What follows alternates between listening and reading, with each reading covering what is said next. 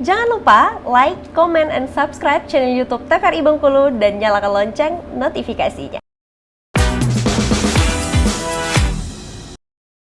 Obrolan pas di sini masih kita teruskan lagi ya, ngobrol bersama dengan Dokter Lisa di sini. Kita ngobrol-ngobrol, tanya dokter. Tapi bukan tanya penyakit. Seputar hoax itu tadi. Nah, kalau untuk cara mencegahnya nih, Bu, mungkin juga dari pemirsa Opini juga nanti juga bisa sampaikan ke orang tuanya, apalagi untuk para orang tua kan yang mungkin bisa dibilang sedikit gaptek. Nah, kalau anak muda kan bisa tadi dia lihat, cari info-info yang di Google, benar nggak ini, atau download aplikasinya. Nah, kalau para orang tua ini kan pakai handphone aja untuk WhatsApp aja itu sudah bersyukur mereka bisa gitu kan. Nah, gimana Bu cara untuk mencegahnya penyebaran hoax? Iya, sebenarnya kalau untuk mencegah itu kan banyak sekali upaya-upaya yang bisa dilakukan, termasuk dari lembaga-lembaga yang memang concern ya terhadap hoax, misalnya melalui Mavindo, Masyarakat Anti Fitnah Indonesia, atau melalui jaringan pegiat literasi digital, itu semuanya berupaya, termasuk juga dari IPSA ya. Dari IPSA, kebetulan saya juga aktif di IPSA kan, itu juga merupakan corong ya untuk kita mengantisipasi hoax. Jadi kalau dalam istilah literasi untuk hoax itu ada yang dinamakan saring sebelum sharing. Saring sebelum sharing. 3S. Ya. Artinya apa? Ini kembali lagi kepada mekanisme diri kita sendiri.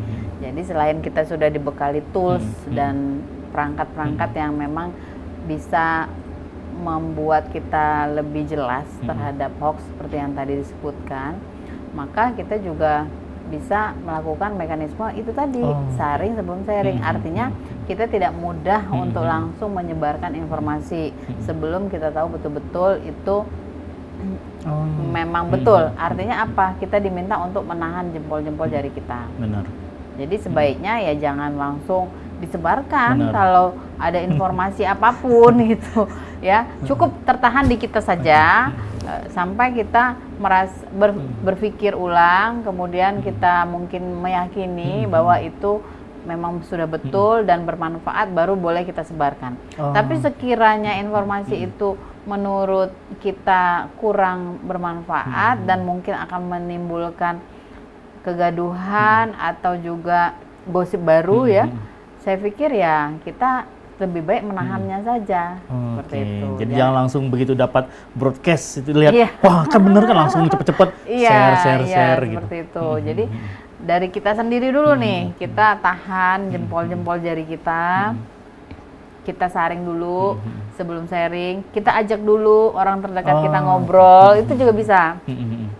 Jadi boleh misalnya kita ke orang kita percaya dulu nih, kasih tahu, nah saya dapat berita tentang ini, kira-kira ini benar nggak ya? Nah biasanya saya begitu tuh, kalau saya kan punya teman-teman yang menurut saya bisa saya percaya ya, yang tidak sampai menyebar-nyebar lagi gitu.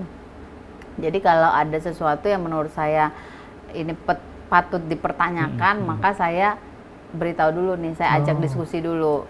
Nah itu gunanya kita terhubung dengan orang-orang yang memang kompeten atau paham ya terhadap hal tersebut. Atau kalau lagi kumpul-kumpul kayak gini ya diliatin aja misalnya ini bener nggak sih, jadi kan nggak langsung disebarkan gitu kan. Jadi ngobrol sharing dulu sama teman-teman sharing dulu, ngobrol-ngobrol dulu, dilihatin dulu ini video ini atau ada teks ini, gambar ini misalnya.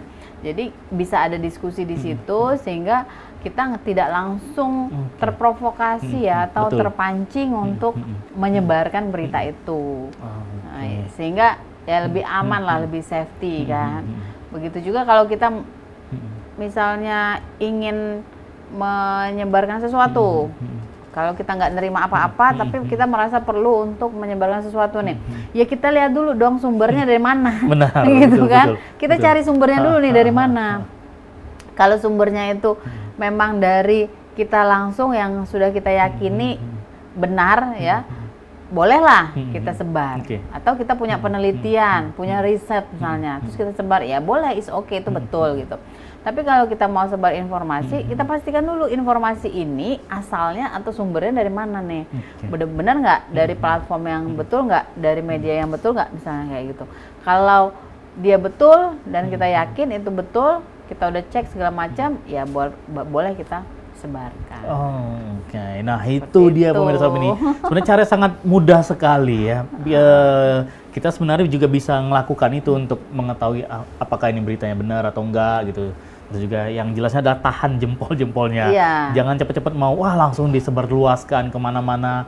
Akhirnya nanti nyampe lah kepada orang-orang yang mudah termakan akan berita hoax itu tadi. Ya judulnya juga nih, kalau judulnya agak-agak nyeleneh ya, berlebih-lebihan misalnya, ya harus curiga. Betul, harus curiga. benar-benar.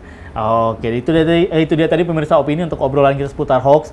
Yang jelasnya untuk Ibu Lisa, ini kan sudah dokter nih sekarang. Yep. Nah, baik lagi tentang dunia pendidikan, sudah siap untuk lanjut lagi nih Bu? Lanjut kemana ya? Dokter, habis dokter, profesor, guru besar. Ya, jadi saya perlu mungkin meluruskan ya. Jadi kalau dokter itu sebenarnya jenjang akademik tertinggi untuk di dunia pendidikan. S1, S2, S3 itu merupakan jenjang akademik ya, studi ya. Tapi kalau profesor itu bukan jenjang akademik, tapi di luar dia jabatan akademik, jabatan. Jadi dalam struktur akademisi itu kan ada yang namanya kepangkatan juga ya. Benar. Kepangkatan. Kepangkatan itu dinilai berdasarkan kinerja fungsional. Dosen ini kan tugasnya fungsional, berfungsi, mengajar, melakukan penelitian, pengabdian kepada masyarakat ya. Artinya dosen dengan tugas fungsionalnya itu dia punya jenjang-jenjang jabatan, mulai dari asisten ahli, lektor kepala, yang terakhir yang tertinggi adalah guru besar. Guru besar itulah yang disebut dengan profesor. Jadi kalau ditanya mau ke jenjang berikutnya, mau, tapi jenjang jabatan. Kalau jenjang sekolahnya atau jenjang studinya sudah habis, sudah tamat. Kecuali saya mau ambil S3 kemana lagi gitu kan. Dengan peminatan atau jurusan yang berbeda lagi. Iya, jadi seperti itu. Jadi kalau misalnya mau jadi profesor, ya harus berarti jabatannya yang dikejar. Gitu. Saya kira itu jenjang harus ada jabatannya. Mungkin penelitian khusus lagi bisa. Dia ada syarat khusus, ada syarat khusus yang diwajibkan. Ya tentu dengan publikasi, misalnya ada beberapa hal yang memang menjadi syarat agar itu mencukupi untuk diajukan sebagai guru besar atau profesor, seperti itu. Kirain ada juga proses wisudanya. Enggak ada. Pengukuhan ya. Pengukuhan nih. Seperti itu dia pemirsa opini. Dan luar biasa sekali obrolan kita di hari ini. Mudah-mudahan bisa bermanfaat untuk semua pemirsa opini. Yang jelasnya jangan mudah terpercaya apapun itu beritanya, baik itu entah itu benar nantinya ataupun juga bahkan berita bohong sekalipun di sosial media atau juga di handphone kita. Nah, jangan cepat-cepat untuk percaya dan jangan juga cepat-cepat untuk langsung memposting atau juga menyebarluaskan ke siapapun. Tahan dulu di kita ya. 3S tadi Bu ya. Yaitu ada saring terus sebelum sharing. Saring sebelum sharing. Itu dia pemirsa opini. Ibu Lisa, terima kasih banyak Ibu. Sama-sama. Sudah hadir di studio opini di hari ini. Di tengah-tengah kesibukannya. Kita culik dulu sebentar di studio opini. Nyuliknya enak. Pas, jamnya pas ini ya. Memang benar-benar waktu yang tepat sekali. Sekali lagi terima kasih Ibu Lisa. Sehat-sehat terus. Senang bisa mengisi opini. Terima kasih sekali lagi. Dan pemirsa opini, terima kasih banyak untuk Anda yang sudah menonton opini hari ini. Jangan lupa untuk nonton terus opini, yaitu obrolan pas di sini hanya di TVRI Bengkulu. Dan saya Iqbal Farwa pamit undur diri dulu. Wassalamualaikum warahmatullahi wabarakatuh. Sampai jumpa.